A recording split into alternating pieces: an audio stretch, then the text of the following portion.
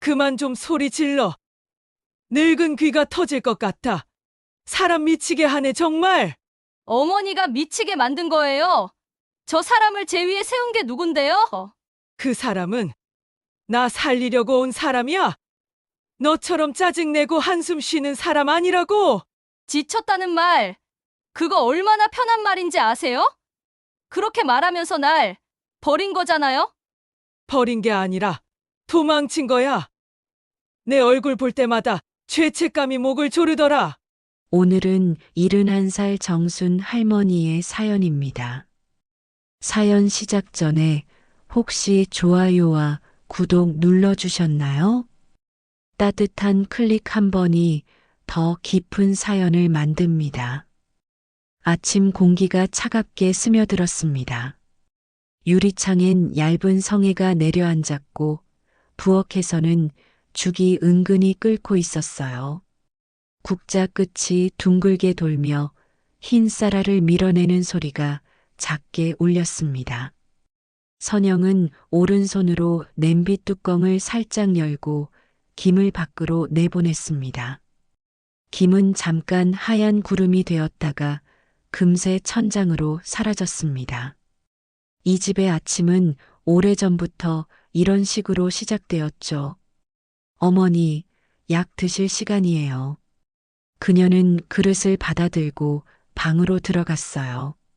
이불 위에 반드시 누워있던 정수는 천천히 눈을 떴습니다. 창밖으로 보이는 앙상한 나뭇가지가 미세하게 흔들렸습니다. 정수는 한숨처럼 웃음을 지으며 말했습니다. 요즘은 약이 더 쓰네. 혀끝이 얼얼해. 물 조금 더 드시면 괜찮아요. 천천히 삼키면 부담이 덜하죠. 말끝은 다정했지만 어깨로 옮겨가는 무게는 줄지 않았습니다. 병을 돌보는 시간은 숫자로 적히지 않았고 수고는 같은 자리에서 둥글게 맴돌았어요. 민호는 거실에서 구두를 닦았습니다. 광이 흐릿하게 올라오자 그는 시계를 한 번 더 확인했습니다. 오늘 오후에 구청에서 요양보호사 오신대라고 말했습니다. 선영은 손에 든 그릇을 식탁에 내려놓고 물컵을 맞추었습니다. 제가 할 수 있어요. 아직은 괜찮아요. 민호는 고개를 숙인 채 넥타이를 고쳐 매었습니다. 당분간만이라도 도움을 받자. 당신도 좀 쉬어야지. 그 말은 배려처럼 들렸지만 어쩐지 방 바닥에 남겨진 구두 자국처럼 차갑게 느껴졌습니다. 정오 무렵 초인종 소리가 들렸습니다. 문이 열리자 박미정이 단정한 미소로 서 있었습니다. 짙은 남색 카디건과 흰 셔츠, 장갑이 꽤 새 것처럼 보였어요. 그녀는 인사와 함께 수첩을 꺼내 들었습니다. 안녕하세요. 요양보호사 박미정입니다. 잘 부탁드립니다라고 말했어요. 목소리는 밝았고 호흡은 일정했습니다. 첫날의 방 온도는 조금 오르고 방 안 공기는 약간 정돈되는 기분이 들었죠. 미정은 바로 손을 씻고 레몬 향이 살짝 도는 소독제를 꺼냈습니다. 체온과 맥박을 재고 약통을 정리하고 침대 높이를 조절했어요.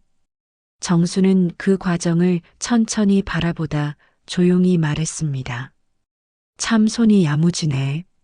내 마음이 좀 놓이는구나. 그 말은 오래전 교사였던 시절의 어투를 닮아 있었습니다. 선영은 부엌 문턱에 기대 섰습니다. 하루를 떠받치는 기둥이 하나 더 생긴 느낌이 들었지만 자신의 자리에서 작은 금이 가는 소리도 함께 들렸습니다. 오후 햇살이 거실 바닥을 길게 훑쳤습니다. 바닥의 결이 밝아졌다, 어두워졌다를 반복했어요. 그 무늬는 눈금처럼 하루를 쪼개는 자의가 되었죠. 그날 밤 선영은 노트에 작은 글씨로 적었습니다. 오후 2시 세 사람 도착. 손이 빠르고 말이 정확함. 어머니 표정이 편안해짐. 적고 나서 그녀는 펜을 내려놓았습니다. 문득 떠오르는 생각이 있었지만 글로 쓰지 않기로 했습니다. 글로 쓰면 사실이 되는 것 같아서 그랬습니다. 미정이 오고 나서 일주일이 멀지 않게 지나갔습니다. 냉장고 안 선반 위치가 바뀌었고 약통이 요일별로 다시 정리되었습니다. 벽에는 일정표가 붙었고 그 위에는 작은 동그라미가 줄줄이 이어졌어요. 아침 8시 약, 10시 스트레칭, 12시 식사, 오후 2시 재활, 오후 4시 낮잠, 저녁 7시 약. 줄 간격이 일정해서 보기만 해도 마음이 고요해지는 것 같았습니다. 미정은 종종 이런 말을 했어요. 어머님 이동은 제가 전담할게요. 며느님은 주방과 세탁을 맡아주시면 좋아요. 그 말은 합리적이었습니다. 그러나 합리의 문장 속에는 보이지 않는 선이 그어져 있었죠. 선은 투명했지만 발목에 걸릴 만큼 단단했습니다. 오후 간식 시간에 정수는 말했습니다. 예전엔 내가 밥도 하고 반찬도 했지. 손끝이 아직 기억하네. 미정은 웃으며 포크를 건넸습니다. 그 기억이 제일 큰 힘이에요. 어머님이 해보신 게 있으니 더 빨리 회복되실 거예요. 정수는 잠시 창밖을 보다가 고개를 끄덕였습니다. 그 미소는 오랜만에 본 햇살 같았어요. 선영은 멀찍이 서서 그 풍경을 보았습니다. 햇살 속 먼지들이 떠오르는 걸 지켜보는 일처럼 마음이 멀어지는 감각이 낯설었죠. 이웃이 반찬을 들고 찾아왔습니다. 며느님, 요새 좀 괜찮으세요? 라고 묻자 현관에 먼저 나온 미정이 답했습니다. 며느님이 많이 지치셨어요. 제가 어머님 옆을 지키고 있어요. 그 말은 정중했지만 입구에 얇은 커튼을 들이운 것처럼 경계를 만들었어요. 이웃의 시선이 선영을 스쳐 지나가며 자연스럽게 걱정과 의심을 섞었습니다. 선영은 웃으며 반찬을 받아들었고 고마워요라고 말했어요. 말끝이 떨리지는 않았지만 웃음은 오래 머물지 않았습니다. 밤이 찾아오자 집은 다시 조용해졌습니다. 문틈 사이로 미정의 목소리가 낮게 흘렀습니다. 오늘은 스트레칭이 5번 더 늘었어요. 어머님이 아주 잘하셨어요. 정순의 답은 작고 분명했습니다. 그래. 내가 있으니 마음이 편해. 선영은 복도에 앉아 무릎을 끌어안았습니다. 복도 끝 전구가 희미하게 깜빡였는데 그 깜빡임이 하루의 균열처럼 보였어요. 침묵이 길어질수록 마음의 문장도 길어졌습니다. 그녀는 스스로에게 말했습니다. 나도 잘하고 있었죠. 다만 기록으로 남지 않았을 뿐이에요. 그 사실이 가장 쓰렸습니다. 비가 내리던 오후였습니다.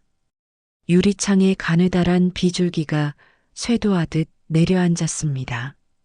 정순이 몸을 일으키다 중심을 잃고 흘러내리듯 옆으로 기울었습니다. 선영은 잽싸게 다가가 겨드랑이를 받쳤어요. 거의 동시에 미정의 손이 정순의 팔꿈치를 고정하며 들어왔습니다. 두 손의 방향이 충돌했고 순간의 주도권이 몸짓으로 부딪혔습니다. 제가 한다고 말씀드렸죠라고 미정이 낮게 말했습니다. 선영의 손목이 짧게 잡혔다가 옆으로 밀렸어요. 힘은 크지 않았지만 그 짧은 제지는 치명적인 언어처럼 가슴에 남았습니다. 선영은 벽에 손을 짚고 숨을 골랐습니다. 정수는 놀라 눈을 크게 떴고 금세 미정의 지시에 따라 자세를 정돈했습니다. 마루판의 나뭇결이 세 사람 사이로 흘렀습니다.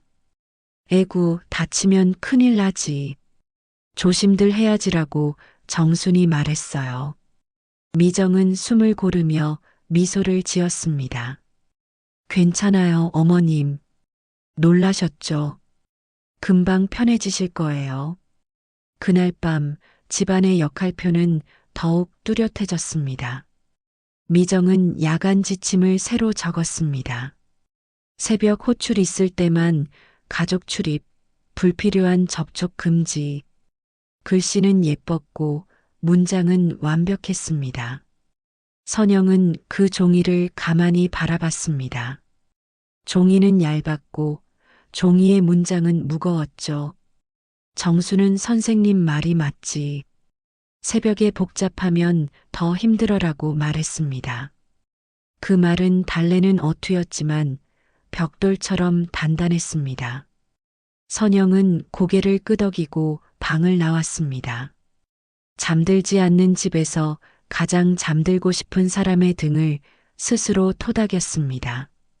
밤은 길었고 긴 밤은 늘 같은 속도로 흘렀습니다. 기관 모니터링 전화가 정해진 시간에 걸려왔습니다. 미정은 수치를 또렷하게 보고했고 보고서 상의 문장들은 한치의 틈도 없이 맞물렸습니다. 전문 인력주도, 가족 협력도 양호, 식사량 증가, 수면 개선. 숫자는 늘거나 줄었고 화살표는 좋은 방향으로 기울었습니다. 모든 게 체계적으로 움직이는 기분이 들었습니다. 체계는 안심을 낳았고 안심은 신뢰를 키웠습니다. 보고서 하단에는 가족 역할이라는 칸이 있었습니다. 그 칸에 보조라는 단어가 반복되었어요. 선영은 그 단어를 오래 바라봤습니다. 보조라는 말은 틀리지 않았지만 하루의 대부분을 설명하지 못했죠. 새벽에 이불을 펴고 땀을 닦고 밤새 눈을 감지 못했던 시간을 보조라고 부르면 이상하게도 마음이 텅 비는 기분이 들었습니다. 정수는 얼굴빛이 조금 살아났습니다. 요샌 내가 덜 불안해. 선생님이 얘기해주고 재활할 때 숨 쉬는 걸 알려주니까 좋아라고 말했어요. 선영은 맞장구를 쳤습니다. 좋네요, 어머니. 잘 맞으시네요. 그 말은 진심이었고 동시에 어디에도 닿지 않는 말 같았습니다. 저녁 설거지를 하다가 선영은 조심스레 말을 꺼냈습니다. 아까는 조금 과했어요. 제가 바로 옆에 있었잖아요. 미정은 수건으로 손끝을 닦으며 웃었습니다. 안전을 위해선 필요했죠. 어머님이 흔들리면 큰일이에요. 그 말은 닫힌 문짝처럼 정확했어요. 닫힌 문 앞에서 더 말하면 결국 말한 사람이 시끄러워지는 법이죠. 선영은 씻은 접시를 물끄러미 바라봤습니다. 물방울이 맺혔다가 흘러내리는 모양이 하루를 시작한 사람과 끝낸 사람의 위치처럼 보였어요. 그날 밤 선영은 작은 노트를 하나 더 꺼냈습니다. 구석에 4시간이라고 썼습니다. 그 아래에 아무것도 적지 못했습니다. 적으려면 나의 시간이 정말로 있어야 했습니다. 그녀는 펜을 덮고 손등으로 눈을 눌렀어요. 압력이 잠깐 통증을 덮었습니다. 통증이 가시면 생각이 다시 솟았습니다. 밤 공기가 얇게 얼어붙었습니다. 부엌 창문 틈으로 들어온 바람이 커튼 끝을 흔들었어요. 정순이 잠에서 깨어 몸을 일으키려다 갑자기 신음했습니다. 어머니, 잠깐만요라고 선영이 달려갔습니다. 거의 동시에 미정이 앞을 막아서며 어깨를 눌렀습니다. 지금은 제가 합니다. 그녀의 손바닥이 선영의 어깨뼈 위로 미끄러지듯 내려앉았어요. 힘이 크지 않았는데도 선영은 균형을 잃고 서랍 모서리에 팔을 부딪혔습니다. 짧은 통증이 번개처럼 스쳐 지나갔습니다. 그 짧음이 시계처럼 길게 느껴졌죠. 정수는 놀라 소리를 지르며 두 사람을 번갈아 봤습니다. 그만들 해. 둘 다 다치면 어쩌니. 미정은 바로 표정을 바꾸어 조용한 목소리로 정순을 달랬습니다. 괜찮아요, 어머님. 놀라셨죠? 제가 있으니 걱정 마세요. 정수는 미정의 손을 붙잡으며 깊은 숨을 쉬었습니다. 그 손을 놓지 않으려는 듯한 힘이 느껴졌어요. 내가 있으니 마음이 편해라는 말이 아주 또렷하게 들렸습니다. 밤이 모두 끝났을 때 선영은 세면대 앞에 섰습니다. 소매를 걷자 팔목 안쪽에 붉은 자국이 올라와 있었습니다. 자국은 작았고 이미 옅어지고 있었어요. 그녀는 거울 속 자신의 얼굴을 오래 바라봤습니다. 이건 그냥 흘려보내면 안 되죠라고 낮게 말했습니다. 그 말은 결심이라기보다 자신에게 보내는 기억의 표시 같았어요. 다음 날 아침 정수는 덤덤했습니다. 어젯밤엔 내가 더 예민했나 보다. 미정 씨가 침착해서 고마워.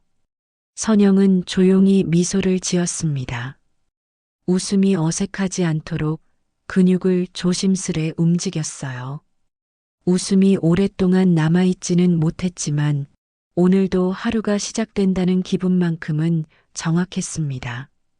그날 오후 선영은 집안 구석 어딘가에 놓여있던 오래된 머리핀을 발견했습니다. 세모난 모양의 작은 진주가 박힌 젊은 시절 정순이 아꼈던 핀이었습니다. 그녀는 핀을 손바닥에 올려놓고 한참을 바라봤어요. 어머니가 젊었을 땐 이 핀 꽂고 시장을 보러 다니셨죠라고 중얼거렸습니다. 기억은 갑자기 찾아왔고 그 기억은 이상하게 따뜻했습니다.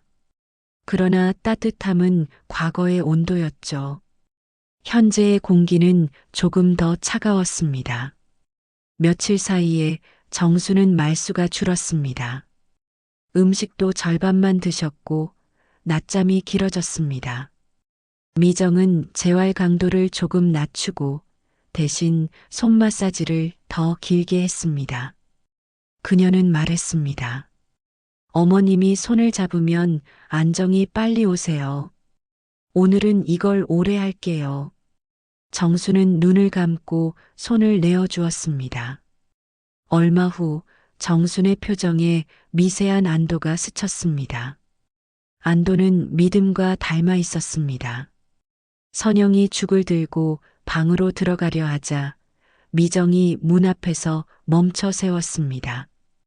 지금은 식사 자극이 좋지 않아요. 제가 타이밍 맞춰드릴게요.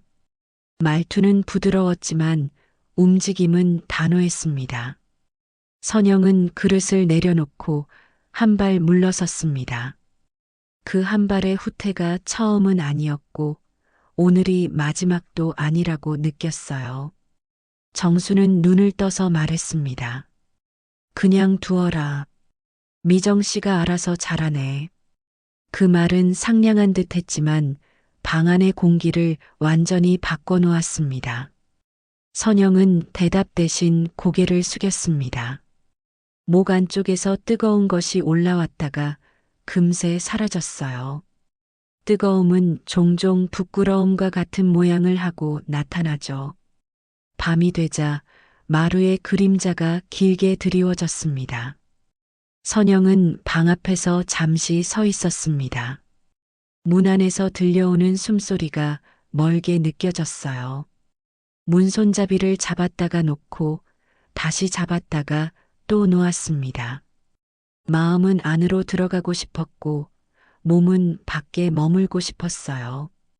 그 순간을 오래 붙잡으면 결국 문 앞의 사람이 시끄러워지는 법이죠. 그녀는 조용히 등을 기대고 앉았습니다. 바닥이 서늘했습니다. 서늘함이 생각보다 빨리 익숙해졌습니다.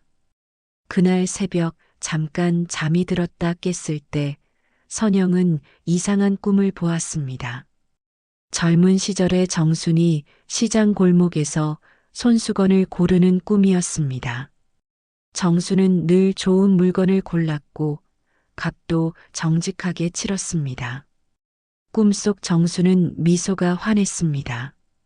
선영은 꿈속에서도 말했습니다. 어머니, 제가 들어드릴게요. 정순이 대답했습니다. 됐어. 넌 손만 가볍게 얹어주면 돼.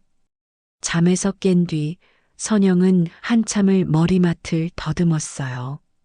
더듬는 손끝에 아무것도 잡히지 않았습니다. 아무것도 잡히지 않는다는 사실이 오래 가슴에 남았습니다. 다음 주 봄비가 연일 내렸습니다.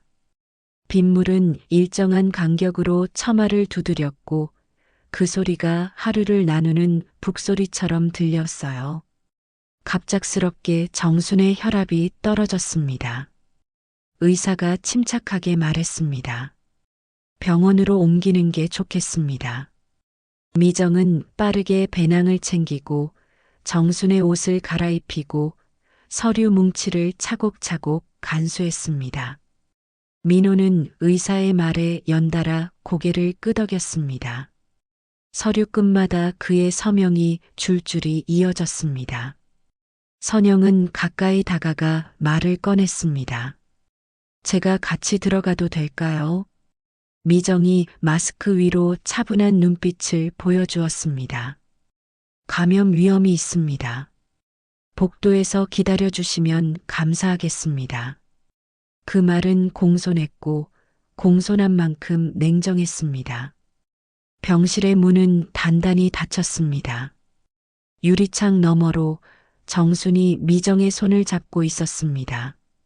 손을 꼭 쥔 채로 작은 미소를 지었습니다. 미정의 입모양이 유리 너머에서 스쳤습니다. 괜찮아요, 어머님. 제가 있어요. 그 문장은 입술만 보아도 읽을 수 있었습니다. 선영은 복도 끝 의자에 앉았고 차가운 금속 자루에 손을 올렸습니다. 금속의 차가움이 마음의 온도를 조금 더 낮췄습니다. 낮아진 마음은 오히려 선명해지기도 하죠. 그 선명함 속에서 그녀는 자기 목소리를 들었습니다. 끝까지 곁에 있는 사람에게 마음이 가는 건 어쩌면 당연한 일이에요. 그 말은 자신을 다독이는 문장이었고 동시에 인정의 문장이었습니다. 3일 후 빗소리가 멈춘 날 정수는 조용히 눈을 감았습니다. 장례는 담담하게 치러졌습니다. 향 냄새가 천천히 몸에 밴 뒤에야 사람들이 1명, 2명 자리를 떴습니다. 마지막 날 오후 변호사가 검은 서류 봉투를 들고 나타났습니다. 그의 얼굴은 업무용의 정중함으로 덮여 있었어요. 고인의 유언장입니다라고 말했습니다. 종이 위에는 정순의 필체로 단정한 문장이 적혀 있었습니다. 전 재산을 요양보호사 박미정에게 상속한다. 마침표가 작게 찍혀 있었고 옆에는 날인 자국이 또렷했습니다. 민호는 입술을 깨물고 눈을 내리깔았습니다. 선영은 종이를 오래 바라보았습니다. 종이의 질감과 잉크의 번짐까지 기억하려는 듯 눈을 떼지 않았습니다. 변호사는 덧붙였습니다. 서명일자는 이번 사흘 전입니다. 의식은 분명하셨고 절차는 정식이었습니다. 다른 종이엔 짧은 메모가 한 줄 붙어 있었습니다. 마지막까지 남아있던 사람에게. 문장은 짧았고 짧음이 칼날처럼 정확했습니다. 선영은 숨을 길게 내쉬었습니다. 가슴속에서 한 문장이 고개를 들었죠. 사람이 믿는 건 기록과 절차만이 아니고 손의 체온과 목소리에 높낮이기도 하죠. 그녀는 그 문장을 말하지 않았습니다. 말하면 울 것 같아서 말하지 않았습니다. 울면 흐릿해지고 흐릿해지면 놓칠 것 같은 것들이 있었어요. 장례가 끝난 뒤 며칠이 지났습니다. 집은 유난히 조용했습니다. 부엌 시계 초침 소리가 오히려 커진 듯 들렸습니다. 선영은 거실 한가운데 서서 방들을 하나씩 바라봤어요.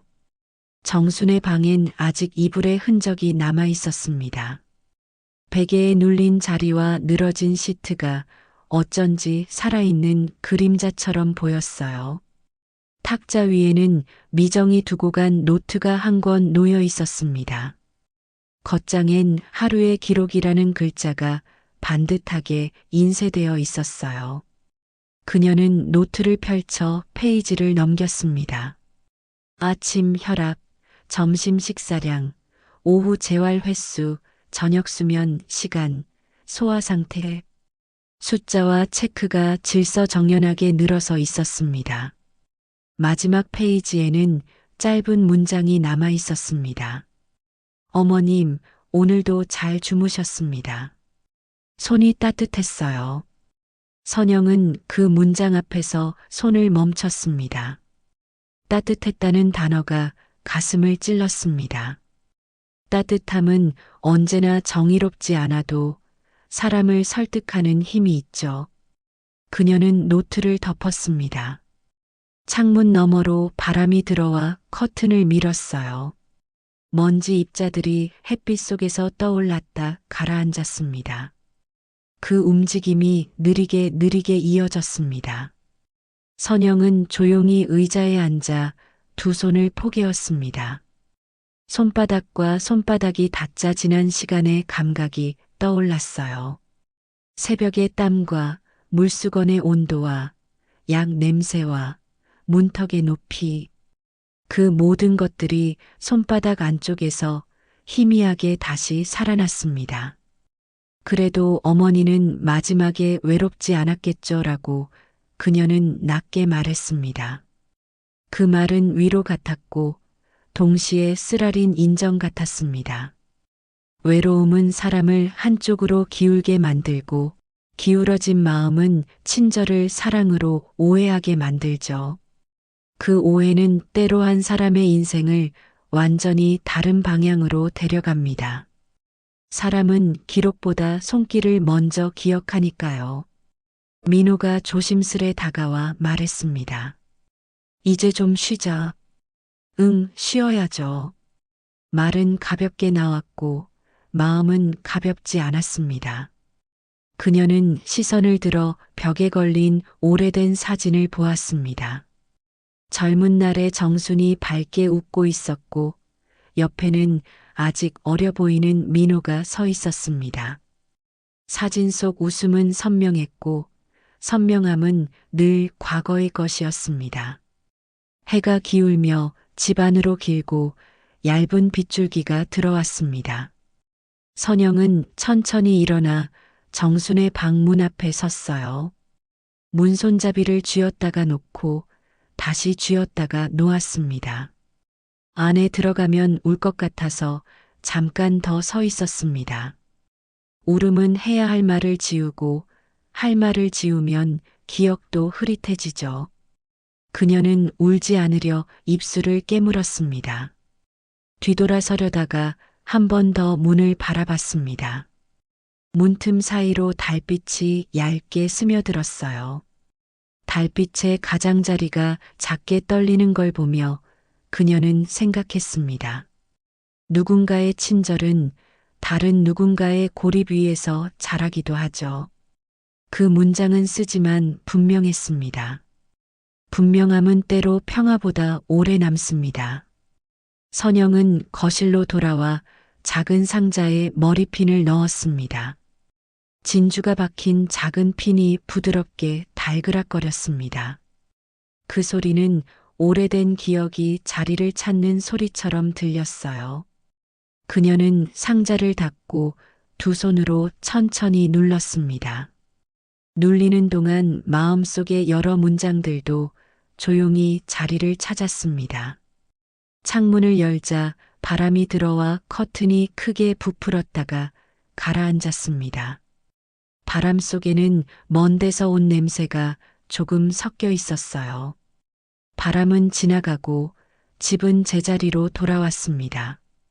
세상은 아무 일 없다는 듯 흘러가고 하루는 또 같은 속도로 다가오겠죠. 선영은 마지막으로 아주 조용히 속삭였습니다. 이제 알아요. 사람의 마음이 얼마나 외로운지요. 그 말은 귓속에서 작은 울림을 남겼습니다.